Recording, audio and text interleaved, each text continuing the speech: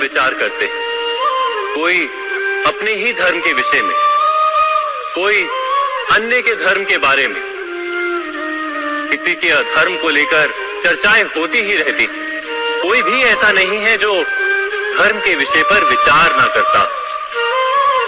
किंतु वास्तव में धर्म है क्या? क्या कोई ये समझ पाया है?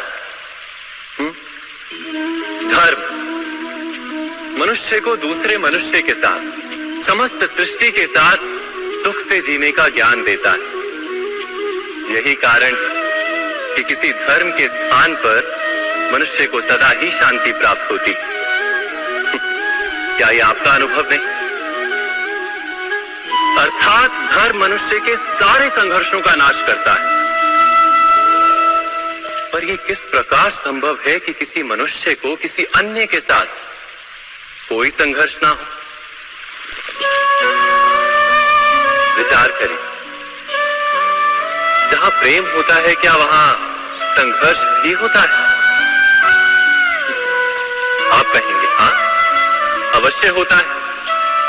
किंतु आप थोड़ा और विचार करेंगे तो ये जान जाएंगे कि जिस समय संघर्ष होता है उस समय प्रेम का विस्मरण हो जाता है और फिर इच्छाएं जागती, अहंकार जागता है, क्रोध जागता है, पर प्रेम ना, प्रेम नहीं जागता।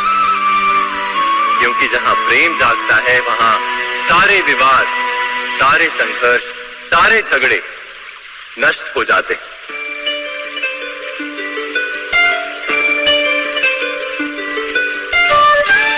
यदि ऐसा ही प्रेम सारे विश्व के लिए जागे तो केवल मनुष्य नहीं, पशु पक्षी के लिए, घास के तिनके के लिए भी यदि हृदय में प्रेम हो तो क्या कोई क्रोध का कारण रह जाता है? नहीं ना।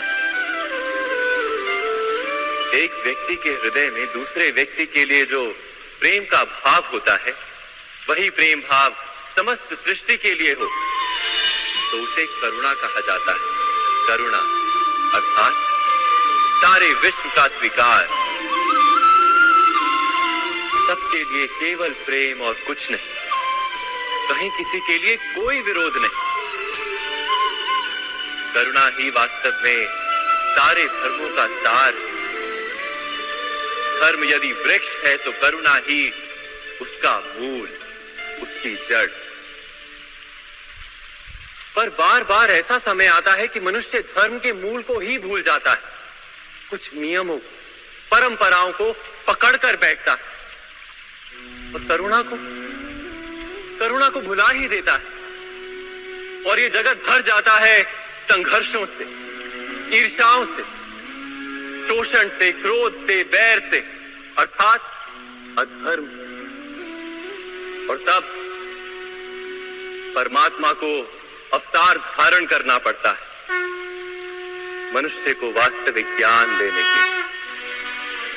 महाभारत की एक कथा भी ऐसे ही समय की कथा है जब कुछ लोग परंपराओं को धर्म मानकर जीते थे और दूसरे अधर्म से भरे, क्रोध, बैर, महत्वाकांक्षाओं के भंवर में फंसकर धर्म का नाश कर रहे थे। व्यक्ति को व्यक्ति से प्रेम तो था, किंतु समस्त विश्व के लिए प्रेम नहीं था हृदय में। जगत में करुणा नहीं। इसी कारण से मैंने अवतार धारण किया